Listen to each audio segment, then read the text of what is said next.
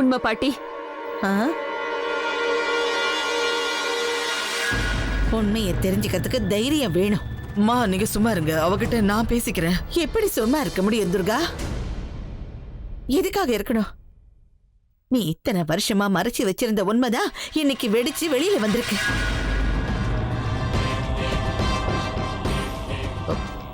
உன் பொண்ணு உன்னை குற்றவாளி கொண்டு நிறுத்தி கேள்வி கேட்கிறா, இந்த வீட்டை விட்டு வெளியில போறேங்கிறா.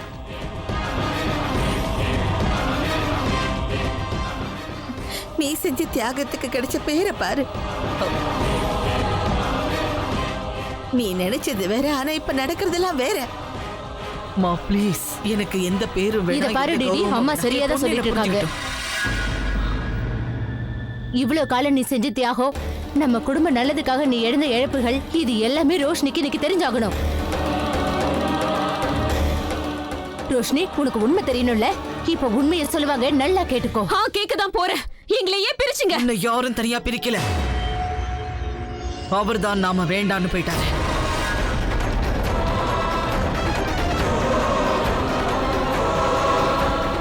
உங்க அப்பா கிட்ட இருந்து உன்னை நான் பிரிக்கல, அது அவரோட முடிவு.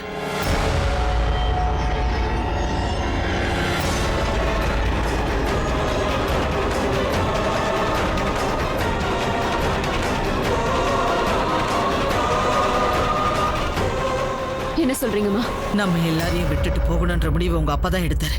நம்ம முகத்திலேயே முழிக்க கூடாதுன்னு நினைச்சாரு. எதுக்காக அப்படி செஞ்சாரு? உன்னோட அண்ணன் பிரச்சனையால.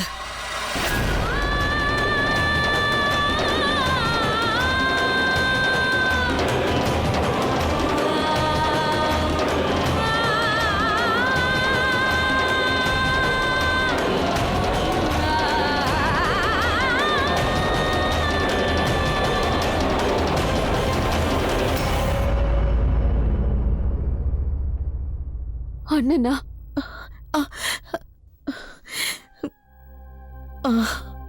உன்னோட அண்ணன் தான்.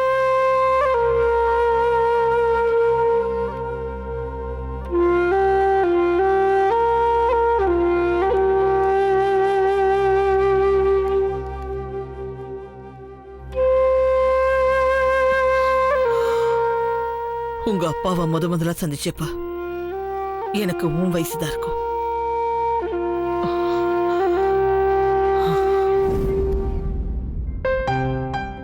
அந்த வயசுல நானும் உங்க அப்பாவும் எந்த கவலையும் இல்லாம சுதந்திரமா ஜாலியா தெரிஞ்சுக்கிட்டு இருந்தோம். உங்க அப்பா ரொம்ப படிச்சவரு, ரொம்ப பண்பான ஒரு மனுஷன். நட்பா இருந்த எங்க உறவு காதலா மாறிடுச்சு. பொண்ணு என்னைக்குமா அம்மா மாதிரின்னு சொல்லுவாங்க. அது உண்மைன்னு தான் எனக்கு தோணுது. இப்ப நான் சொல்றதை நீ நம்ப மாட்டேன், ஆனா என்னுடைய பழக்க வழக்கமும் லட்சியமும் உன்ன மாதிரி தான் அப்ப இருந்துச்சு. அதனாலதான் நடுத்தர குடும்பத்தை சேர்ந்து உங்க அப்பாவை காதலிச்சேன். ஆனா உன் தாத்தாவுக்கு அது கொஞ்சமும் பிடிக்கல. ஒரு ப்ரொஃபஸரால எவ்வளவு சம்பாதிக்க முடியும்னு கேட்பாரு. துர்கா தான் வாழ்க்கையில மிகப்பெரிய தவறு செய்ய போயிட்டு இருக்கான்னு சொல்லுவாரு. காதலுக்கு கண்ணிலன்னு சொல்லுவாங்கல்ல, சிவாவோட காதல் என் கண்ணு குருடாக்கிடுச்சு. அதனாலதான் என்ன ஆனாலும் பரவாயில்லன்னு அவரை கல்யாணம் செஞ்சுக்கிற முடிவெடுத்தேன். ஒட்டுமொத்த உலகமும் என் கைக்குள்ள இருக்கிற மாதிரி நான் உணர்ந்தேன். எங்களுக்குன்னு ஒரு சின்ன வீடு, அதுல அழகான ஒரு குடும்பம், அதுல அன்பும் சந்தோஷமும் நிறைஞ்சிருந்துச்சு. உன் அப்பாவோட குடும்பத்துல ஒருத்தி ஆகிறதுக்கு அவர் கையை பிடிச்சுக்கிட்டு அந்த குடும்பத்துக்குள்ள நான் நுழைஞ்சேன். அந்த குடும்பத்துல உன்னோட மோனா அத்தை, கேஷவ், பாலாஜி எல்லாரும் இருந்தாங்க. உன்னோட சித்தப்பா 2 பேரும் அப்ப சின்ன பசங்க. எங்களோட குடும்பம் ரொம்ப சின்னதா அழகா இருந்தது. அந்த வீடுதான் சின்னதா இருந்தது, ஆனா அதுல இருந்தவங்க மனசெல்லாம் ரொம்ப பெருசு. அது ரொம்ப அன்பான அழகான குடும்பம். எனக்கு தேவையான எல்லாத்தையும் அது கொடுத்தது. அங்க நான் எந்த குறையும் இல்லாம ரொம்ப சந்தோஷமா இருந்தேன். அங்க போன கொஞ்ச நாள்லயே கேஷவுக்கும் பாலாஜிக்கும் நான் அம்மாவாவே மாறிட்டேன்.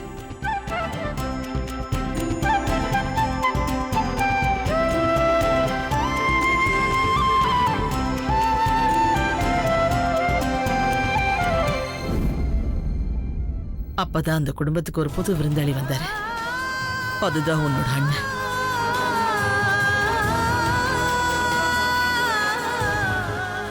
ரோஹன். உங்க அப்பாவுக்கு வந்த சம்பளம் அப்ப ரொம்ப கம்மிதான்.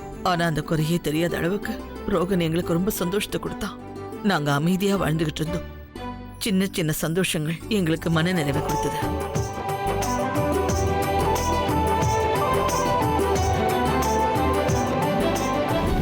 அந்த கடவுளோட ஆசீர்வாதம் முழுசா கிடைச்சுதான் நான் நினைச்சேன்.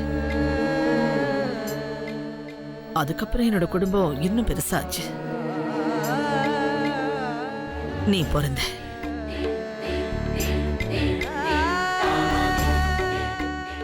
நீ பிறந்ததுக்கு அப்புறம் எங்க குடும்பம் முழுமை அடைஞ்சிட்டு தான் நான் நினைச்சேன்.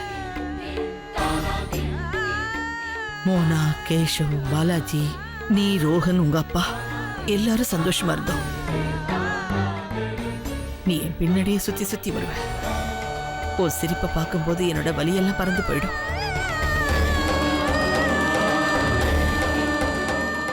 பெரியவங்க ஒரு விஷயம் சொல்லுவாங்க, கடவுள் நமக்கு நிறைய சந்தோஷம் கொடுக்கும்போது நம்மளை சோதிச்சு பார்ப்பாரா.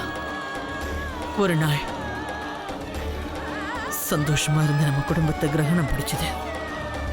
எங்கள் கோரிக்கையை நிறைவேற்றுங்கள். ஆசிரியர் சங்கம் வாழ்க. எங்கள் கோரிக்கையை நிறைவேற்றுங்கள். ஆசிரியர் சங்கம் வாழ்க. ஆசிரியர் சங்கத்துக்கு உங்க அப்பா தான் தலைவரா இருந்தாரு.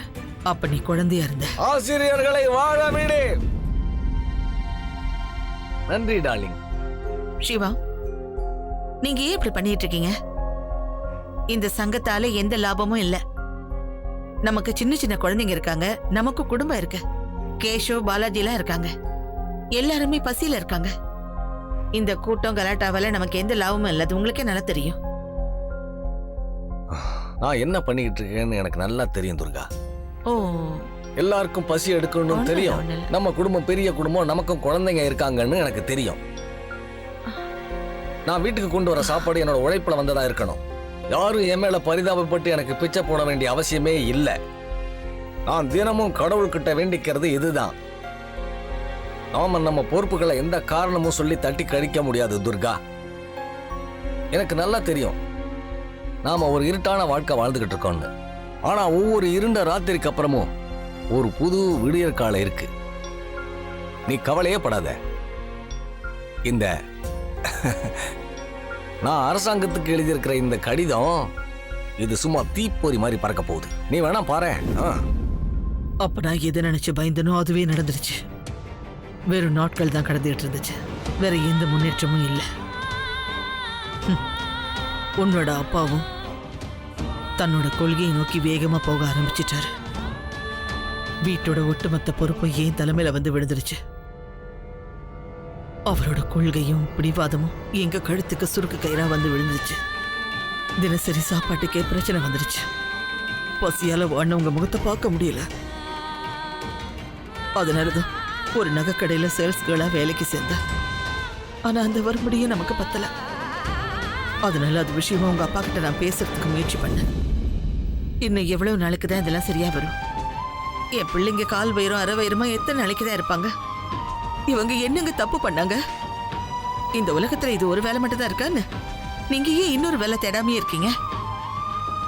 இந்த போராட்டத்தால யாருக்கும் எதுவும் கிடைக்க போறது இல்ல. இவ்வளவு படிச்சு உங்களுக்கு ஏன் அது புரியல?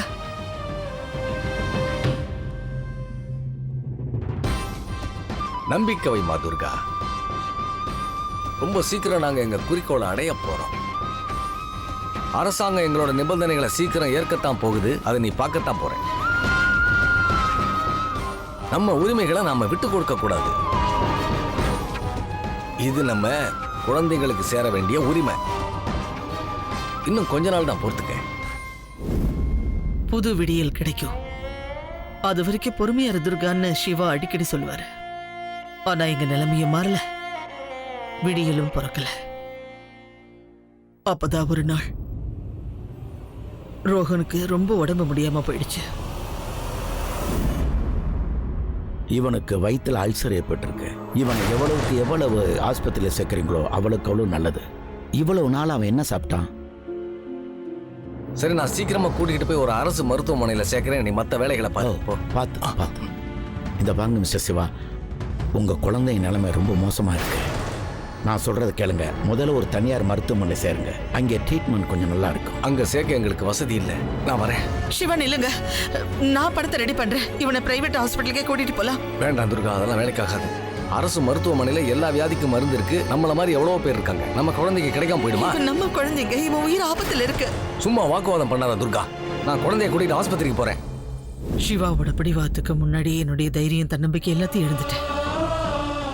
ஆனா அதே சமயம் என்ன நடந்தாலும் சரி என் குழந்தைய காப்பாத்தணும்னு நினைச்சேன். அவ உடம்பு ரொம்ப மோசமாயிட்டே போச்சு. நான் உடனே அம்மாவை தேடி போனேன். அம்மாவால எவ்வளவு முடியுமோ எல்லாத்தையும் கொடுத்தாங்க.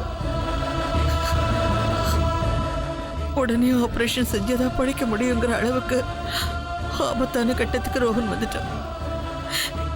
சிவாவோட மனசை மாத்தணும்னு கடைசியா நான் முயற்சி பண்ணேன். சிவா, இந்த வேலை நிறுத்தத்தை தயவு செஞ்சு கைவிட்டுருங்க. காலேஜ் நிர்வாகம் உங்களுக்கு 2 வருஷ சம்பளத்தை கொடுக்க தயாரா இருக்காங்க. 1 வருஷ போனஸும் தரேங்கிறாங்க. அப்படி இருக்கும்போது ஸ்ட்ரைக்கை வாபஸ் வாங்க உங்களுக்கு என்ன பிரச்சனை? உனக்கு பைத்தியம் பிடிச்சிருச்சா துர்கா? எதையும் கொஞ்சம் யோசிச்சு பேசு. இவ்வளவு பேர் என் மேல நம்பிக்கை வச்சிருக்காங்க. அவங்களுக்கு என்னால துரோகம் பண்ண முடியாது. அவங்களுக்கு என்னோட சேவை தேவைப்படுது. இப்பதான் மெல்ல மெல்ல வெற்றி எங்களை நோக்கி வர ஆரம்பிச்சிருக்கு. நீ வேணாம் பாரு, இந்த கல்லூரி நிர்வாகத்தை நான் எப்படி அழ வைக்கிறேன்னு. நாங்க கேட்ட சம்பளத்தை கொடுக்க கல்லூரி நிர்வாகம் இப்ப தயாரா இருக்கு. ஆனா மத்த பேராசிரியர்களோட நிலைமை என்ன ஆகிறது? அவங்களும் எங்க சங்கம் தானே. சங்கம் சங்கம் சங்கம் அதை தூக்கி குப்பையில போடுங்க. உங்க பாழாப்போட சங்கத்தை பத்தி எனக்கு எந்த கவலையும் இல்ல. இப்ப என் கவலை என் குழந்தையோட உயிரை பத்தி தான். அதோட மதிப்பு தெரியாம ஏன் இப்படி வந்து பிடிக்கிறீங்க? உன்னோட வழி எனக்கு நல்லா புரியுது துர்கா. நீ என்ன நம்பரையோ இல்ல நம்பலையோ உன்னோட வேதனை எனக்கு நல்லா புரிஞ்சுக்க முடியுது துர்கா. ரோஹன் எனக்கும் தான் குழந்தை. நீ சொல்ற மாதிரி எல்லாம் என்னால நிச்சயமா நடந்துக்கவே முடியாது துர்கா. பேராசிரியர் சங்கத்தோட தலைவனா நிச்சயமா இவங்களுக்கு கிடைக்க வேண்டிய நியாயத்தை நான் நிச்சயமா வாங்கி தந்தே தீருவேன். இதுல எந்த சந்தேகமும் இல்லை. உரிமைக்காகத்தான் நாங்கள் போராடிட்டு இருக்கோம். சக ஊழியர்களுக்காக போராடுறேன். என்னால் விடுபட முடியாது. ஐயோ, நான் உங்ககிட்ட ஒரு விஷயத்த சொல்ல மறந்து போயிட்டேன் துர்கா. என் கடிகாரத்தை விற்று கொஞ்சம் காசு கொண்டு வந்திருக்கேன். இப்போ இதை செலவுக்கு வச்சுக்க. இந்த மற்றபடி நான் காசுக்கு ஏற்பாடு பண்ணுறேன். புடி.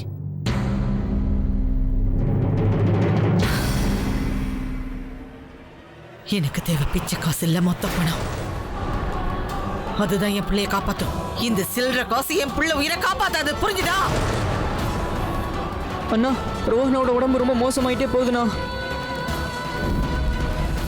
எப்பவுமே கஷ்ட நேரத்துல அம்மா அப்பா தான் துணைக்கு வருவாங்க. என் அப்பா நடந்ததெல்லாம் மறந்துட்டு உதவி செய்ய ஓடி வந்தாரு. அவரோட எல்லா சேவிங்ஸையும் க்ளோஸ் பண்ணாரு. அவரால் எவ்வளவு முடியுமோ எல்லாத்தையும் கொண்டு வந்து கொடுத்தாரு.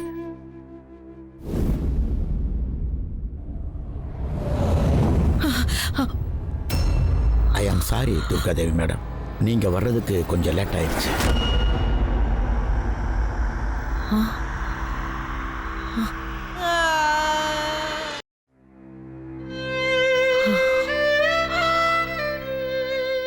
கடைசியில உங்க அப்பா தன்னோட போராட்டத்துல ஜெயிச்சிட்டாரு. ஆனா என் குழந்தை உயிர் போராட்டத்துல தோத்துட்டான்.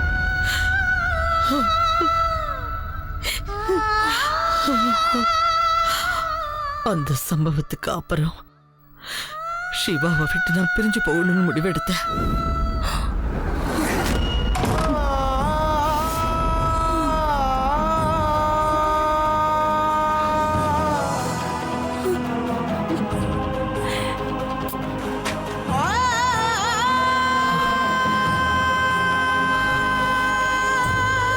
நில்லு.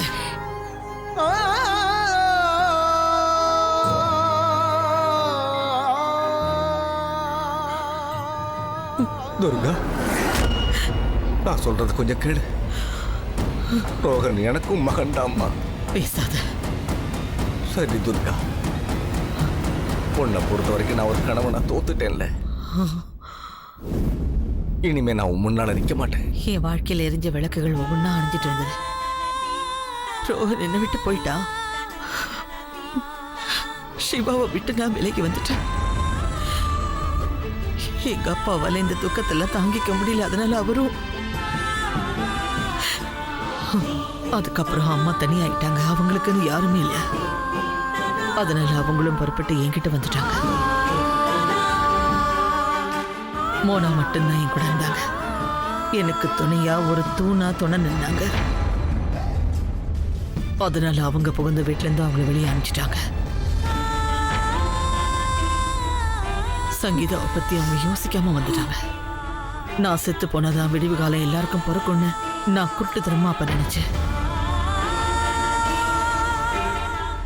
அந்த நேரத்துல உன் முகத்தை பார்க்கும்போது, பாலாஜி கேஷவோட முகத்தை பார்க்கும்போது எனக்குள்ளேயே நான் நினைச்சுக்குவேன்,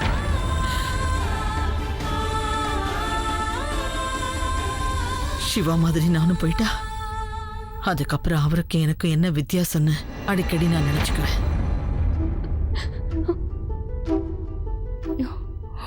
சாகணுங்கிற எண்ணம் கொஞ்சம் கொஞ்சமா குறைஞ்சுது.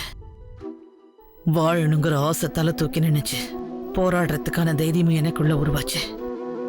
அப்ப நான் வேலை பார்த்துக்கிட்டு வந்த நகை கடையில ராத்திரி பகல்னு பார்க்காம கடுமையா உழைக்க ஆரம்பிச்சேன்.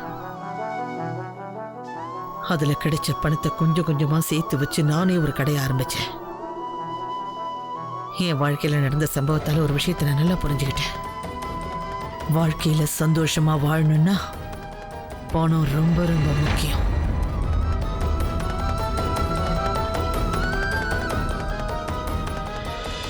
முழுக்க முழுக்க வெறியோட என் ரத்தத்தை வேர்வையா சிந்தி உழைச்சேன். ரோஹனோட ஞாபகம் வரும்போதுல நான் அப்படியே உடைஞ்சு போய் நின்றுடுவேன். அவன் நினைவை விட்டு ரொம்ப தூரம் ஓடணும்னு நினைச்சேன். இந்த சூழ்நிலையில ஒரு தடவை கூட சிவா என்ன தேடி வரல. என்ன காண்டாக்ட் பண்ண கூட அவர் முயற்சி பண்ணல. இந்த காலகட்டத்தில் என்னுடைய மனசு கல்லா மாறி போயிடுச்சு. கடுகடுன்னு பேசுறவளை பார்த்தா இவ திமிர் பிடிச்சவ, இவ மனசு கல்லுன்னு தான் சொல்லுவாங்க. ஆனா அதே கல்லு தான் வீடு கட்டுறதுக்கு பயன்படுதுங்கிறத எல்லாரும் மறந்துடுவாங்க. காலப்போக்கில் சிவாவை பத்தி யோசிக்கிறதையே நான் மறந்துட்டேன். ஆனா என் பீரோல அவரோட போட்டோவை நான் எப்பவுமே வச்சிருந்தேன். எப்பெல்லாம் நான் தனியா இருக்கிற மாதிரி உணர்றனும், மற்றவங்க கிட்ட ஏமாறும்போது, கோபம் வரும்போது அந்த படத்துக்கிட்ட போய் நின்று பேசி என் மன வலியெல்லாம் தீர்த்துக்குவேன். எங்க உன் அப்பா மாதிரி நீயும் கொள்கை லட்சியனும் வாழ்க்கை கெடுத்துக்குவியோன்னு நான் ரொம்பவும் பயந்து உனக்கு தடை விதிச்சுக்கிட்டே இருந்தேன். ஆனா அதே சமயத்துல உன் அப்பாவை பத்தி நீ நல்ல அபிப்பிராயத்துல இருந்த. உன் அப்பா மேல உனக்கு மதிப்பும் மரியாதையும் இருந்துச்சு. அதை கெடுக்க வேணாம் தான் எல்லாத்தையும் நான் மறைச்சேன். பட் நான் உங்ககிட்ட உண்மையை சொல்லல, நீ கோவப்படுறேன்னா அதுல நிச்சயம் நியாயம் இருக்கு. அதை நிச்சயமா நான் தப்புன்னு சொல்லவே மாட்டேன். எதிர்பார்க்காம திடீர்னு கடந்த காலம் சிவா உருவத்துல என் கார் மேல வந்து விழுந்துச்சு. அப்ப என்ன செய்யறதுன்னு எனக்கு ஒண்ணும் புரியல. என் கடந்த காலத்தை நிகழ்காலத்தோட இணைச்சு அவரை பத்தின உண்மையை உங்ககிட்ட நான் சொன்னா ஏதாவது விபரீதம் நடந்துருமோன்னு நான் ரொம்பவும் பயந்தேன். ஆனா உண்மை என்னைக்கு சூரிய மாதிரி. மேக கூட்டங்கள் எத்தனை முயற்சி பண்ணாலும் அதை மறைக்க முடியாது. உண்மையை மறைச்சு உன்னை ஏமாத்த நினைக்கல. உன்னை நான் என்னைக்குமே பிரிய முடியாதுமா. உன்னை நான் என்னைக்கு வெறுத்ததே கிடையாது. நீ என்ன பிரியணும்னு நினைச்சாலும் இல்ல வெறுக்கணும்னு நினைச்சாலும் அதை நான் தப்பு சொல்லவே மாட்டேன். ஏன்னா சின்ன வயசுல உங்ககிட்ட நான் சில உண்மைகளை மறைச்சு தப்பு செஞ்சுட்டேன். இந்த உலகத்துல எனக்கு நீதான் முக்கியம். உன் மேல வச்சிருக்கிற அன்பு என்னைக்கு எனக்கு குறையாது. அந்த அன்பு தான் என்ன தோக்கடிச்சிருச்சு.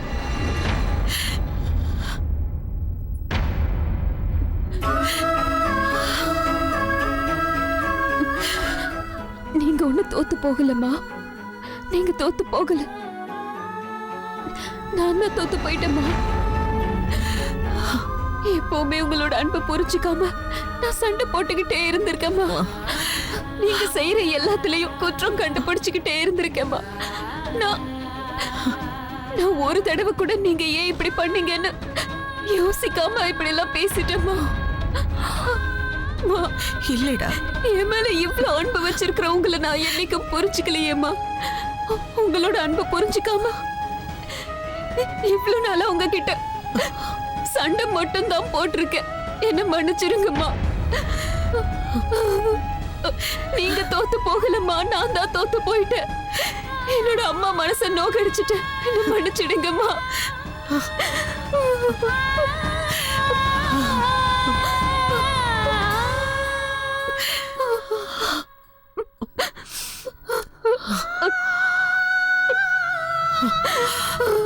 அம்மா